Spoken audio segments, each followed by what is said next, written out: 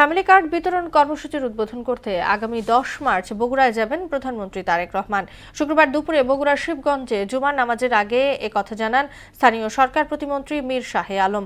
এদিকে দুর্নীতি কমাতে দেশজুড়ে ওয়ান স্টপ সার্ভিস সেন্টার হবে বলে জানিয়েছে ভূমিমন্ত্রী মিজানুর রহমান মিনু।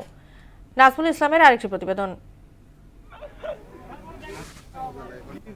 ফ্যামিলি কার্ডের পরীক্ষামূলক কার্যক্রমের জন্য বগুড়া সদর উপজেলার শাখারিয়া ইউনিয়নের ৩ নম্বর ওয়ার্ড নির্বাচন করা হয়েছে। ফ্যামিলি কার্ড বিতরণ কর্মসূচির উদ্বোধন করতে আগামী 10 মার্চ সেখানে যাবেন প্রধানমন্ত্রী তারেক রহমান। সরকার প্রধান হিসেবে এটি হবে তার প্রথম বগুড়া সফর। শুক্রবার মহাস্থানগড় এলাকায় জুমার নামাজের আগে এ তথ্য জানান স্থানীয় সরকার প্রতিমন্ত্রী। কিন্তু আমাদের বগুড়ার প্রিয় সন্তান মাননীয় প্রধানমন্ত্রী জনাব তারেক রহমান বগুড়াবাসীকে ছেড়ে যাবেন বা ছেড়ে গেছেন এরকম ঘোষণা কিন্তু উনি দেননি।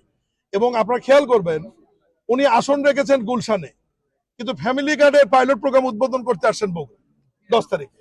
এতে তো প্রমাণিত হয় যে উনি বগুড়ার মানুষকে মনে রেখেছেন, বগুড়ার মানুষকে উনি ভালোবাসেন এবং বগুড়ার মানুষের পাশে আছেন। এদিকে ভূমি মন্ত্রণালয়ের দুর্নীতি কমাতে এবং স্বচ্ছতার সাথে সেবা নিশ্চিত করার লক্ষ্যে দেশজুড়ে জেলা প্রশাসকের কার্যালয়ের পাশে ওয়ান স্টপ সার্ভিস সেন্টার স্থাপনের চেষ্টা করা হচ্ছে বলে জানিয়েছেন ভূমিমন্ত্রী মিজানুর রহমান মিনু। শুক্রবার সকালে রাজশাহী নগরীর একটি কমিউনিটি সেন্টারে দলীয় নেতাকর্মীদের সাথে শুভেচ্ছা বিনিময়ে একথা জানান তিনি। জনগণ যে ভোগান্তির শিকার হয় সারা বাংলাদেশে, তার থেকে কিভাবে মুক্ত করা যায় আমরা চিন্তা করছি।